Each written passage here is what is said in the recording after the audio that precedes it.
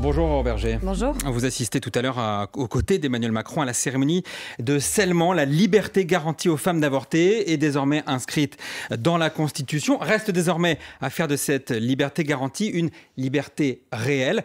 Est-ce qu'aujourd'hui, une femme en France a accès à l'IVG comme elle le souhaite ? Déjà, c'est quand même une grande journée. C'est une grande journée, on est le 8 mars, journée internationale des droits des femmes. Et en ce jour, la France va être le premier pays au monde à inscrire l'IVG, la liberté d'accès à l'IVG dans sa Constitution. Je crois que déjà ça peut nous réjouir. Ça ne veut pas dire qu'il ne faille pas garantir l'effectivité des droits. Parce que ça fait partie des questions qui sont posées désormais. C'est et après, et maintenant ? Et maintenant, qu'est-ce qu'on fait ? On essaye de faire monter en compétence d'autres professions médicales pour garantir que partout sur le territoire, les femmes aient accès évidemment à ce qui est maintenant donc une liberté inscrite dans la Constitution. C'est notamment la question des sages-femmes, de manière à ce que les sages-femmes puissent pratiquer non seulement les IVG médicamenteuses, mais aussi les IVG chirurgicales, puisque vous savez qu'il y a deux méthodes, évidemment, sur l'accès à l'IVG. On a élargi aussi les délais d'accès à l'IVG chirurgicale. On est passé de 12 à 14 semaines. Et puis, évidemment, l'accompagnement de toutes les femmes de manière systématique. Mais 17%, Aurore Berger, des femmes qui doivent changer de département pour pouvoir avorter. Est-ce qu'il faut des unités dédiées, peut-être des moyens dédiés, voire sanctuarisés dans les hôpitaux ? Mais les moyens, ils sont dédiés. Le sujet qu'on a, c'est un sujet général dans notre pays. Les infirmières racontent que souvent, elles sont réquisitionnées sur d'autres missions, précisément les médecins aussi, les bloquent parfois. Ce sont des missions qui sont impérativement prioritaires. Après, vous avez deux méthodes pour recourir à l'IVG. Soit une méthode médicamenteuse que vous pouvez prendre, évidemment, soit à votre domicile, soit, si vous préférez rester d'ailleurs dans un contexte médical à l'hôpital, vous pouvez rester à l'hôpital et avoir recours à l'IVG médicamenteuse. Et puis, en fonction de la santé des femmes, en fonction parfois des délais, l'IVG chirurgicale. Et donc, il y a besoin évidemment d'un bloc. C'est une opération simple, c'est une opération qui prend à peu près 1 heure à être réalisée. Ce qui se passe, c'est quoi ? C'est qu'on a un sujet de démographie médicale sur cette profession, comme sur beaucoup de professions médicales, que ce soit les gynécologues obstétriciens ou les sages-femmes. Donc, ce qu'on fait, c'est on essaye de faire monter en compétences, encore une fois. C'est ce qu'on a fait avec les sages-femmes pour se dire, il n'y a pas que les gynécologues obstétriciens qui peuvent pratiquer l'IVG. Ils sont à peu près 5600 dans notre pays. Il y a aussi, justement, les sages-femmes qui sont, elles, près de 25 000 dans notre pays qui vont pouvoir le faire. Donc, ça veut dire que là, ça n'était pas possible. Là, les décrets sont en train d'être finalisés par la ministre de la Santé, normalement à la fin du mois. Donc, ça veut dire que vous passez d'un potentiel de 5600 gynécologues obstétriciens qui pratiquaient les IVG chirurgicales à 25 000 sages-femmes qui, évidemment, en lien avec un médecin, si jamais il y avait les moindres complications, évidemment, vont pouvoir le pratiquer. Donc ça change aussi. C'était 3 jusqu'à présent. C'était 3, voire même 4. Donc c'était très encadré, trop. C'est d'ailleurs contraire à la volonté des législateurs, puisque ça avait été une disposition parlementaire qu'on avait souhaité introduire. Je l'avais votée. On a été nombreux à avoir initié cette disposition. Donc vous voyez qu'on élargit ces possibilités. Donc ça veut dire qu'on a un maillage aussi sur notre territoire pour garantir partout, évidemment, l'accès aux soins. Donc ce sera, si je comprends bien, à partir du mois d'avril. Si c'est la ministre de la Santé est en train de travailler sur la finalisation des décrets pour que ce soit effectif. Question très concrète, est-ce que les sages-femmes auront aussi droit à une clause de conscience ? C'est déjà le cas. Il y a une clause de conscience générale qui existe de toute façon dans notre droit, qui fait qu'évidemment, on n'obligera jamais un praticien, quel que soit ce praticien, une infirmière aussi, psychologue, même une secrétaire d'ailleurs. Enfin bref, il y a une clause de conscience qui fait que si vous ne souhaitez pas pratiquer cet acte médical, eh bien, on ne va pas évidemment tordre le bras d'un praticien pour le faire. En revanche, je le rappelle aussi, si vous êtes un médecin, que vous refusez de pratiquer cet acte, vous devez immédiatement réorienter la patiente, immédiatement la réorienter pour qu'elle ait accès à un praticien qui lui accepte de le pratiquer pour que vous ne retrouviez pas justement hors délai en vous mettant évidemment en risque. Donc sur les 25 000 sages-femmes, est-ce qu'on a le moyen de savoir combien pratiqueront l'IVG ? Là, je ne sais pas vous dire, mais je crois que, vu les discussions qu'on a avec l'Ordre national des sages-femmes, qu'il y a un engagement très clair des sages-femmes qui sont le premier recours de santé des femmes dans notre pays et qui souhaitaient avoir cet accès facilité parce qu'elles voyaient bien au quotidien que des femmes pouvaient être entravées dans leur accès aux droits et leur accès à cette liberté. La loi de 2022, elle prévoyait que les ARS mettent à disposition des femmes un répertoire des praticiens quand elles veulent avorter. Alors j'ai cherché sur les sites des ARS, j'en ai trouvé que 3 qui propose ce répertoire. Qu'est-ce qui se passe? Pourquoi est-ce que la loi n'est pas respectée? Il faut garantir qu'elle le soit, évidemment, partout. Mais je crois que l'objectif... Il faut mettre la pression sur les agences régionales de santé. Mais les agences régionales de santé, elles font vraiment leur travail. Mais non, vraiment. Là, il n'est pas fait. Mais après, on peut le renforcer, évidemment, et garantir l'effectivité. Mais notre enjeu, c'est quoi? Notre enjeu, c'est qu'une jeune femme, une jeune fille, une femme qui souhaite avoir accès à l'IVG doit avoir un parcours qui soit simplifié. Aujourd'hui, la première recherche que vous faites, c'est souvent sur Internet. Et là, c'est déjà un problème.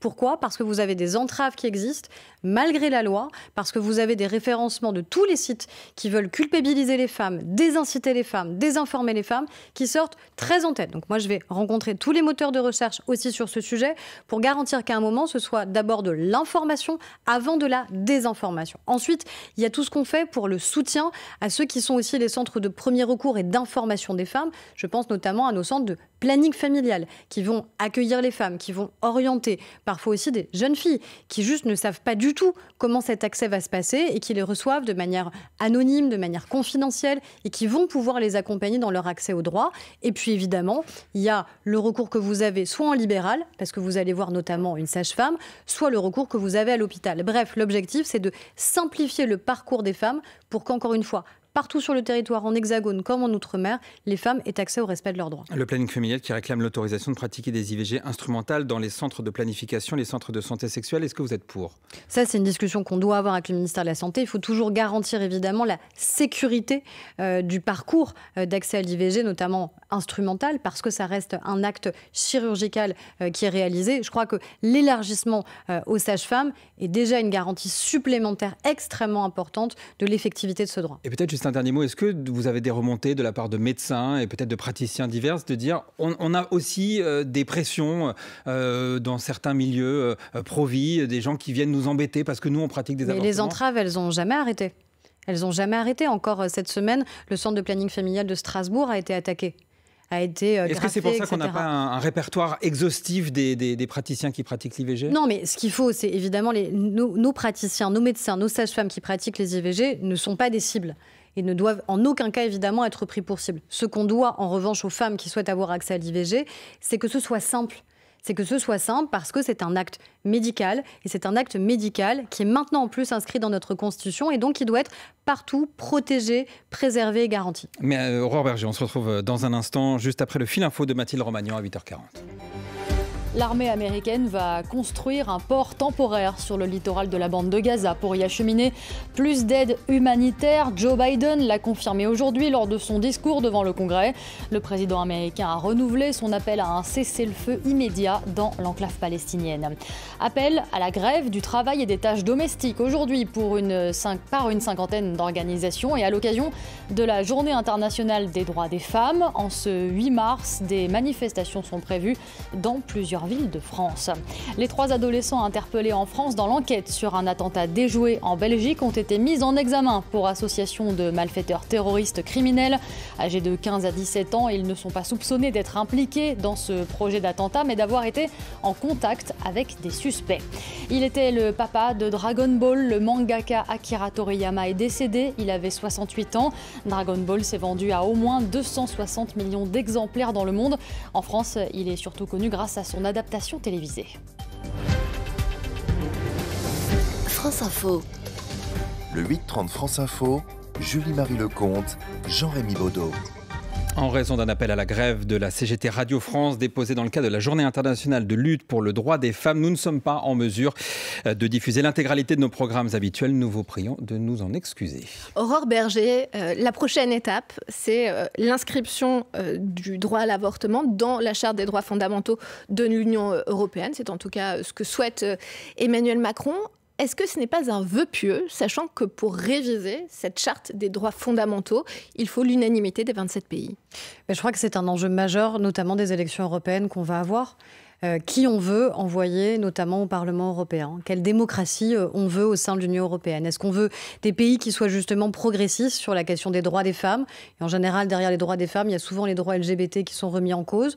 Ou est-ce qu'on veut au contraire des pays qui restreignent les droits et les libertés? Et je crois que ça, c'est un enjeu assez décisif de quelle Europe on veut. Moi, la semaine dernière, je rencontrais toutes mes homologues européennes, quelques hommes aussi, mais au ministère de l'égalité, il y a quand même beaucoup de femmes, notamment la ministre polonaise. Vous savez qu'en Pologne, les choses ont un peu changé, le gouvernement a changé, mais aujourd'hui, ils n'ont pas de majorité au Parlement pour réviser justement et garantir cette capacité d'accès des femmes à l'IVG. Et justement, elle espère énormément de l'impulsion qui va ou pas exister au moment des élections européennes, le 9 juin prochain, pour se dire est-ce que oui ou non on a une force progressiste qui à un moment emporte l'Union européenne et qui va garantir plus de droits, plus de libertés, mieux les protéger, ou à l'inverse, est-ce qu'on a une force réactionnaire au sein de l'Union européenne qui pourrait progressivement rogner sur des libertés et des droits fondamentaux. Donc c'est aussi un des enjeux majeurs de cette élection. Quand vous entendez Joe Biden cette nuit devant le Congrès américain faire du droit de choisir l'un des axes de son discours et un des axes de sa campagne présidentielle, c'est pour vous une source d'espoir ?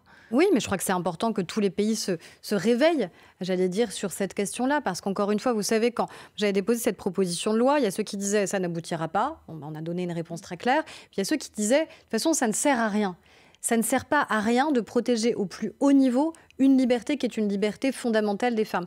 Parce qu'encore une fois, on le voit des États-Unis à la Hongrie, à la Pologne, on a des attaques pourtant dans ce qui est considéré comme étant des démocraties occidentales avancées, notamment les États-Unis. Des femmes qui, dans certains États américains, même en ayant été violées, même en cas d'inceste, risquent aujourd'hui la prison. Donc, il faut un réveil des consciences, des peuples. Et pour ça, on a un bulletin de vote. On a un bulletin de vote le 9 juin prochain pour savoir aussi quels hommes et quelles femmes on veut envoyer au Parlement européen pour défendre des principes qui sont pour nous essentiels. On reviendra dans quelques instants sur la campagne européenne, Aurore Berger, mais l'IVG étant désormais gravé dans le marbre de la Constitution, il reste beaucoup d'autres combats, avec en tête évidemment l'égalité salariale. À quand, Aurore Berger, de vraies sanctions contre les entreprises qui payent les femmes moins que les hommes ? Rappelons que à temps de travail et poste identique, l'écart de salaire selon l'INSEE est de 4%. 4%. Déjà, ce qui est bien, c'est qu'il y a une moyenne nationale d'écart salarial qui est à 24% quand on est à travail égal et à temps de travail égal, c'est à 4%. Voilà. Ce qui veut dire plusieurs choses. Ce qui veut dire que les femmes continuent à subir beaucoup de temps partiel, parce que ce n'est pas nécessairement et systématiquement un choix. C'est d'abord souvent parce qu'elles subissent du temps partiel, donc forcément justement ce temps partiel sur leur carrière. Berger, est-ce qu'il faut l'interdire ? En tout cas, ça veut dire qu'on a un engagement qui doit être beaucoup plus fort des organisations syndicales et patronales sur cette question-là, des entreprises sur ces enjeux-là, parce que mais l'engagement des entreprises, on voit ce que ça donne. Est-ce qu'il faut... On a une surreprésentation des femmes dans le temps partiel, et ce qui veut dire que toute la construction de leur carrière va se faire avec des salaires en deçà, évidemment, de ceux des hommes, jusqu'évidemment à leur retraite. Tous les débats qu'on a eu sur la retraite, c'est évidemment la conséquence d'abord de votre carrière. Donc, qu'est-ce qu'on fait ? On a été les premiers à mettre en place un index. Ce que je note aujourd'hui... Alors, attendez. Ce que je note aujourd'hui, c'est que plus personne ne remet en cause le fait qu'on ait un index égalité qui mesure si oui ou non, dans les entreprises de plus de 50 salariés, on a des écarts. Et ça a permis de faire bouger les choses. Pourquoi ? Parce qu'on a mesuré année après année. Et année après année, on a vu que la notation, elle progressait. Pourquoi ? Parce qu'on a des entreprises qui sont sincèrement engagées, puis parce qu'on en a d'autres peut-être moins sincèrement engagées, mais qui se sont dit qu'en termes d'image, en termes commercial, en capacité d'avoir à un moment des collaborateurs qui ont envie de les rejoindre, être mal notés sur les enjeux d'égalité, c'était pas une bonne chose pour elles. Est-ce qu'on doit aller plus loin ? Oui, et on va le faire. On a décidé que toutes les entreprises qui soit n'avaient pas mis en place cet index, soit n'avaient pas publié leur score, sans doute parce qu'il n'est pas assez bon, soit parce qu'ils ont des scores systématiquement en dessous de la moyenne, c'est-à-dire 75 sur 100, vont être exclus de tous les marchés publics de l'État. Donc ça, c'est quand même une mesure très forte. C'est des milliards d'euros chaque année, les marchés publics de l'État. À quelle échéance est-ce que ça aussi, ça peut être mis en place ? À ce stade, on avait dit 2027. Est-ce qu'il faut accélérer ? C'est un des débats qu'on va avoir, puisque la ministre du Travail va réunir justement toutes les organisations syndicales et patronales. Et s'il faut accélérer, moi j'ai toujours dit en tant que ministre de l'égalité entre les femmes et les hommes, s'il faut aller plus loin sur les enjeux de sanctions, je pense qu'il ne faut pas avoir de tabou en la matière. La maternité reste par ailleurs un obstacle dans la carrière des femmes, même si les 2/3 des pères prennent aujourd'hui leur congé paternité qui a été porté à 28 jours. Où en est exactement le congé de naissance annoncé par Emmanuel Macron ? C'était au mois de janvier. Alors déjà, nous, on a renforcé le congé paternité et c'est une bonne chose, non seulement pour les enfants, les pères, mais c'est aussi une bonne chose en matière d'égalité entre les femmes et les hommes, évidemment. Et donc, on a 7 jours obligatoires et jusqu'à 28 jours. Là encore, des entreprises souvent vont plus loin, qu'on pense jusqu'à 100% de manière à encourager. Je note que oui, il y a de plus en plus de pères qui ont recours à ce congé paternité, mais qu'on a aussi des écarts très importants en fonction des types de métiers. En gros, plus vous êtes cadre, plus vous allez avoir recours à votre congé paternité, parce que c'est plutôt bien valorisé. Quand vous êtes plutôt employé, ouvrier, eh bien vous n'allez pas forcément le demander au-delà des 7 jours qui sont obligatoires. Donc, c'est pas forcément une histoire de salaire derrière, en fait, de rentrée d'argent pendant cette période-là. C'est aussi une question de perception, et là encore, de stéréotypes, de comment, dès le plus jeune âge, on doit travailler sur des stéréotypes de genre qui sont très installés sur ce qu'on attend ici des petites filles, des petits garçons, et qui continuent tout au long de la vie. Déjà, ça change la perception des employeurs. Enfin, combien de femmes, entre 25 et 35 ans, ont eu une question de leur futur employeur qui était de dire « Est-ce que vous avez des enfants ou est-ce que vous envisagez d'en avoir récemment ?» C'est une question illégale. Mais moi, je l'ai eu, cette question. Sans doute vous aussi. Question qui n'est Sans doute pas que dans posée aux toutes hommes. nos carrières, on l'a. Et étonnamment, c'est une question qui n'est pas posée aux hommes. Mais si maintenant on dit, écoutez, entre 25 et 40 ans, un homme et une femme qui souhaitent avoir des enfants dans le cours de leur vie, les deux vont pouvoir s'arrêter. Les deux vont pouvoir s'arrêter plusieurs mois. Et on va faciliter le fait qu'ils puissent s'arrêter parce que ça va être bien mieux indemnisé qu'aujourd'hui. C'était 429 € le congé parental, ça va passer à 1800. Ça change le regard aussi que les employeurs vont être obligés quelque part de porter sur la parentalité, sur le fait d'être un homme et de devenir père, sur le fait d'être une femme et de devenir mère. Ce qui est certain, c'est qu'aujourd'hui, quand vous devenez père, c'est un accélérateur en termes de carrière. Quand vous devenez mère, ça plombe potentiellement votre carrière. Et on a des femmes qui renoncent au fait d'être mère, qui reportent leurs projets, parce qu'elles ont peur que ce soit leur mort sociale et leur mort professionnelle. Et ça, c'est pas acceptable. Donc là, le congé de naissance, ce serait 50% du salaire. C'est ça les arbitrages c'est ce qu'on est en train de finaliser. Ce sera un plafond de jusqu'à 1800 €, là où aujourd'hui, c'était 429 € 1800 €, ce serait quoi, 50% du salaire? C'est ça qu'on est en train de finaliser et de définir. Mais en tout cas, le plafond aujourd'hui, c'était 429 €. Là, ça va être des indemnités journalières. Ce ne sera pas une indemnité comme c'était aujourd'hui organisée. Mais surtout, 429, vous passez à 1800. Donc, ce n'est pas la même chose sur la capacité que vous avez potentiellement à vous arrêter et à engager ce congé de naissance qui repose évidemment sur la liberté. Moi, je pense que ça, c'est important aussi. Liberté des femmes et des hommes d'avoir recours ou pas à ce congé. Mais je crois que ça change la donne, notamment en matière d'égalité. Et là encore, adoption à quelle échéance ? Pour le projet de loi de financement de la sécurité sociale, puisque ça doit être intégré dans ce dispositif-là, donc automne 2024, pour que ça puisse être effectif dès 2025. Donc ceux qui nous écoutent, qui envisagent d'avoir des enfants, c'est le moment, s'ils le souhaitent évidemment, et en tout cas, ils auront accès à un nouveau droit, une nouvelle liberté. Enfin, attendez déjà la fin de l'interview. Aurore Bergé, ministre déléguée chargée de l'égalité entre les hommes et les femmes. On se retrouve juste après le fil info de Mathilde Romagnan à 8h50. La liberté garantie de recourir à l'IVG sera scellée aujourd'hui dans la Constitution. La cérémonie commence à midi en présence d'Emmanuel Macron. Et à l'occasion de la Journée internationale pour les droits des femmes, elle sera aussi ouverte au public. C'est une première. Le président américain l'assure dans son discours devant le Congrès. Il ne pliera pas face à son homologue russe Vladimir Poutine dans la guerre en Ukraine. Joe Biden accuse aussi son adversaire Donald Trump de se soumettre, je cite, au président russe. La Grande Barrière de Corail subit un nouvel épisode de blanchissement massif selon les autorités australiennes. Un phénomène provoqué par le changement climatique. Le plus grand récif corallien du monde abrite quelques 1500 espèces de poissons et 4000 types de mollusques. Le football, belle soirée hier pour les clubs français. L'OM a battu les Espagnols de Villarreal 4-0 en 8e de finale aller de Ligue Europa. Et puis en Ligue Europa Conférence, Lille a battu les Autrichiens de Sturm Graz 3-0, toujours en 8e.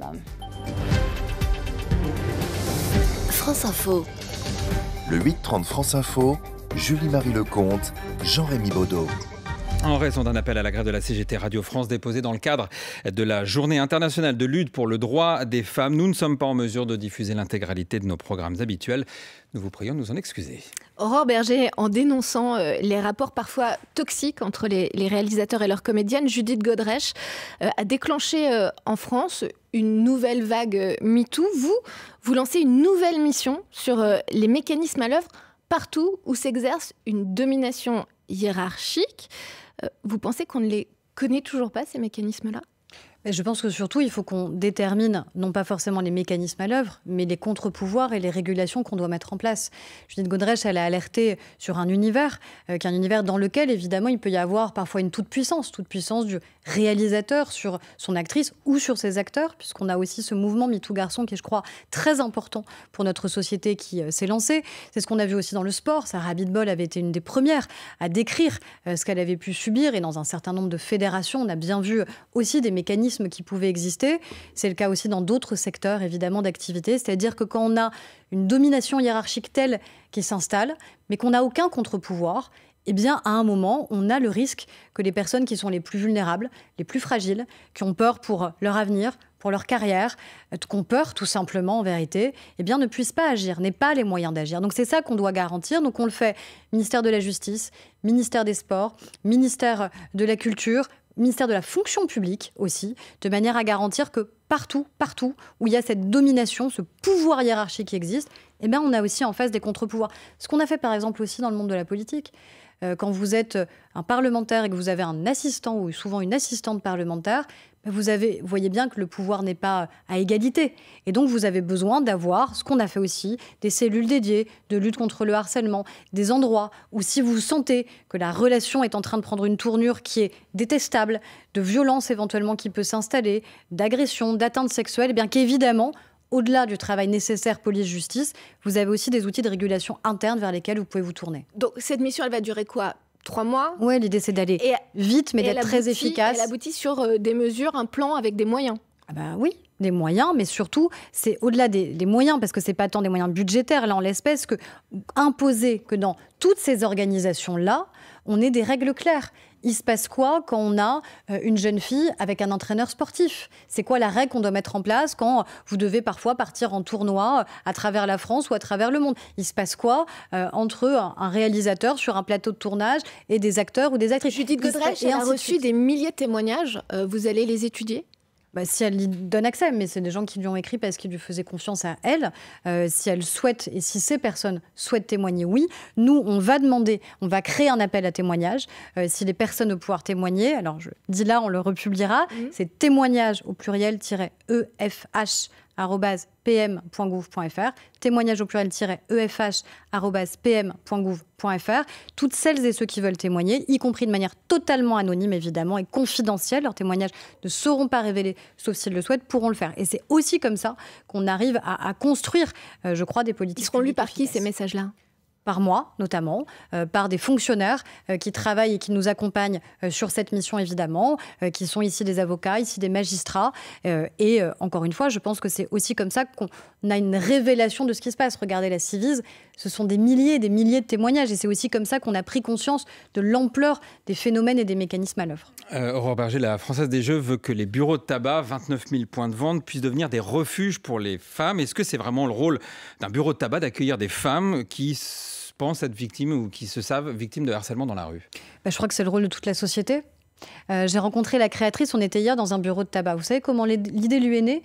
L'idée est née parce qu'elle était dans la rue un soir et qu'elle a un homme qui a tenté de l'agresser sexuellement. Et ce qu'elle a fait, c'est qu'elle a voulu trouver un refuge et que le vigile à l'entrée lui a dit « Vous êtes gentil, mais vous n'avez pas la bonne tenue, vous n'êtes pas invité, donc vous passez votre chemin, je n'ai pas à vous accueillir. » Donc à un moment, c'est aussi une mobilisation de toute la société de se dire « Je suis une femme, une jeune femme, une jeune fille, je suis seule dans une rue et il y a quelqu'un qui a tenté de m'agresser, il y a quelqu'un qui presse le pas, j'ai peur, et bien je sais qu'il y a des lieux d'accueil, de refuge dans lesquels je peux aller. » Et l'avantage de ces lieux, notamment ces bureaux de tabac, c'est qu'ils sont ouverts très tôt le matin, ils sont ouverts souvent tard le soir, et donc ça permet aussi d'avoir un maillage. Ça vient compenser une forme de manque de civisme. Enfin, je suis désolé, mais quand quelqu'un se fait agresser dans la rue, on lui ouvre pas la porte. C'est une assistance à personne en danger au minimum. Je sais bien, mais combien de femmes dans le métro ont subi des attouchements ?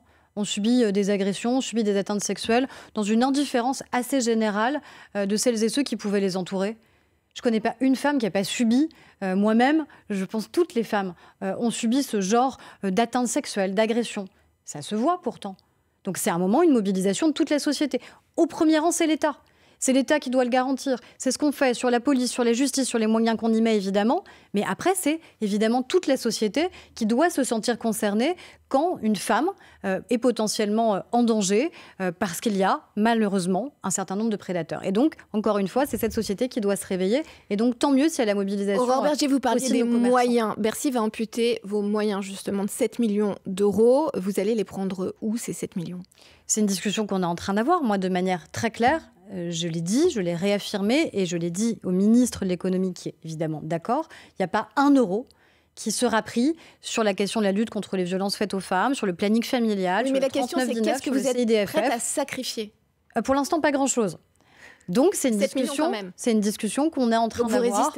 pour garantir, encore une fois, l'effectivité des droits des femmes, sachant que pour la première fois aussi, on a demandé, c'était d'ailleurs ministre des Comptes publics de l'époque, aujourd'hui Premier ministre, que dans chaque ministère, eh bien, ils nous disent concrètement quel est le budget en faveur de l'égalité entre les femmes et les hommes qu'ils mettent en place. Donc ça veut dire qu'à l'automne prochain, parce que vous savez, on a un automne budgétaire, dans chaque ministère, police, justice, santé, logement, éducation, enseignement supérieur, partout, on saura le budget que la France consacre aux enjeux d'égalité. Merci beaucoup Aurore Bergé, ministre déléguée chargée de l'égalité entre les femmes et les hommes et aussi de la lutte contre les discriminations. Merci beaucoup d'avoir été l'invité du 8h30 France Info ce matin. Julie-Marie Leconte, on se retrouve demain pour une nouvelle interview. Dans une poignée de minutes, dans 5 minutes environ, on se retrouve avec Renaud Dely. Au programme des Informés ce matin, la question ukrainienne avec la question de savoir si Emmanuel Macron se retrouve un petit peu seul contre tous, notamment contre l'opposition. Et puis on parlera d'éducation avec Nicole Belloubet qui assouplit les groupes de niveau. On verra évidemment pourquoi. À tout de suite.